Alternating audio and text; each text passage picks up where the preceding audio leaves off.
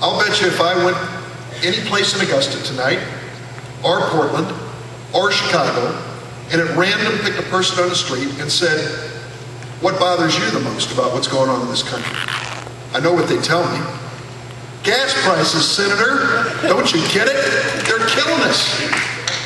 This energy crisis that we face today is the result of an administration with a president and a vice president straight out of the oil patch.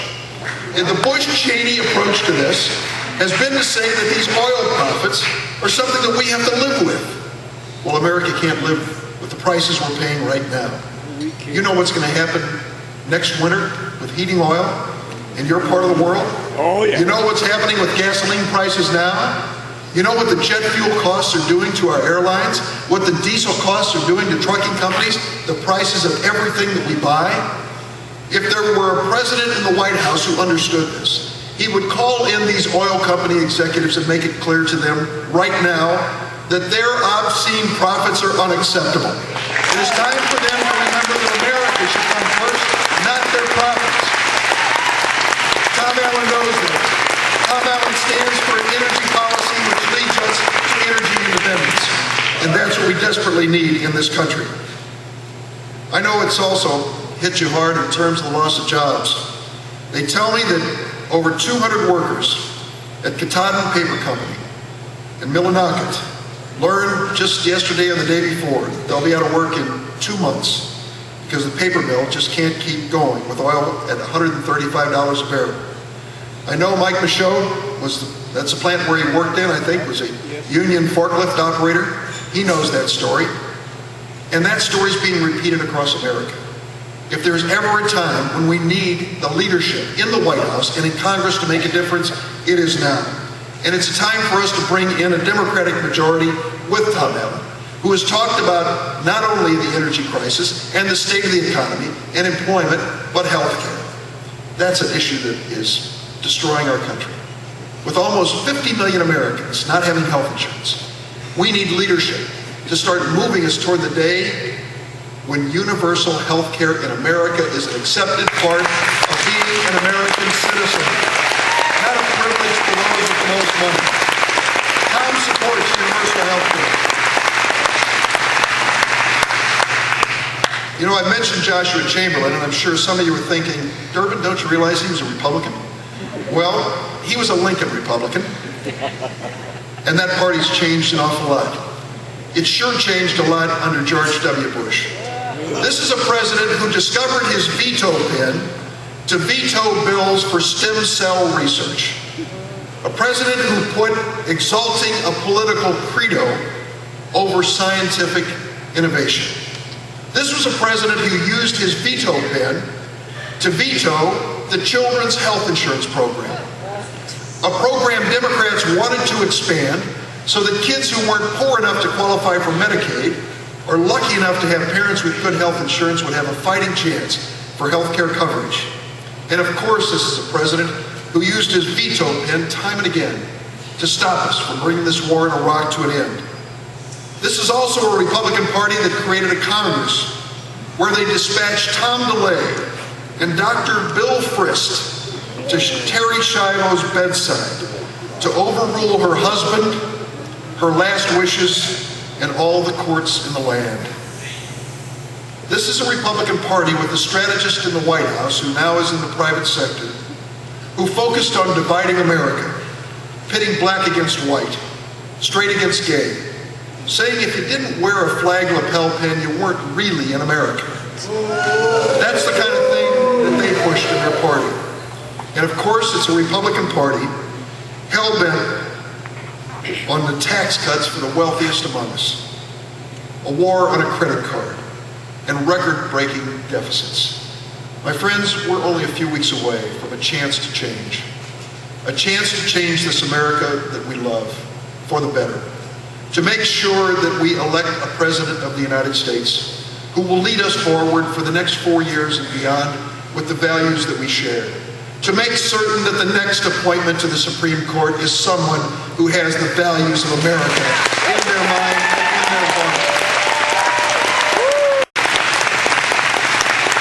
I know we've been through a painful, sometimes divisive and bitter primary season. But now it's time, as of Tuesday, when it comes to an end, for us to look forward together. I respect John McCain. I served in the House with him. I've served in the Senate with him. We've worked on things together. You have to respect what this man gave his country as a Navy pilot shot down over Vietnam, who spent more than 5 years in a prisoner of war camp. I honor him for that. We all should honor him for that. He was a great American for making that sacrifice.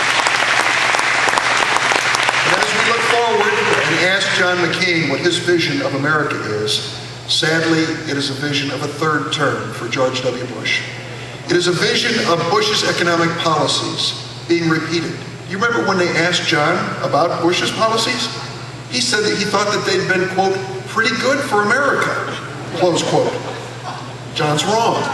John voted for those tax cuts after he voted against them, and says now that he supports them if they want to renew them. John has also supported the president on this war in Iraq, and we know where that will lead us. By John's calculation, in 5 years we may start bringing troops home, and by some of his calculations, even longer. America cannot take this. Our military can't take this. John, unfortunately, doesn't support the GI Bill that we're trying to pass in Congress today. This is a bill to give to our veterans returning from Iraq and Afghanistan the same GI Bill that was offered to our World War II vets. If that wasn't the most successful single thing we've done in modern history, I don't know what is. 8 million World War II vets came home, men and women, and were given a college education and led America for the next several decades with their leadership and inspiration. We want to do the same. Barack Obama supports that. George Bush, Senator John McCain oppose it. I think they're wrong. I think we need a GI Bill. Let's not just applaud these troops as they head off for war. Let's welcome them home with a GI Bill that honors their service for what they did in America. Let me close by saying this. Your great state has sent us some of the greatest Democratic senators. Edmund Sixtus Muskie. What a great leader he was. I know Tom worked for him, and I know Ed Muskie was deeply committed to the environment, social and economic justice, fiscal responsibility, and thoughtful national security. And George Mitchell. George Mitchell, a man of humble immigrant roots, who came to Washington and soon became our majority leader, and after leaving the Senate, became one of the world's most honored peacemakers when he was sent to Ireland and showed the courage and patience and determination that led us to a peaceful situation in that country. Those are the great people that have been sent by Maine, and now you have a chance again. A chance to send another great Democratic senator from this state of Maine. I want to say a word because I never met the man before, and I watched him from the balcony as he gave his presentation. A word of thanks to Tom Ledoux and his family for being part of this process. I know there are some here supporting him, and we can be proud of what he's bringing to this race. But I come here tonight to ask you to not only nominate Tom Allen to be the next United States Senator from Maine, but to make certain that he's elected. Elected so that Maine has a strong voice standing for its values in the United States Senate. So the next Democratic President of the United States, Barack Obama, has a strong ally in the United States Senate.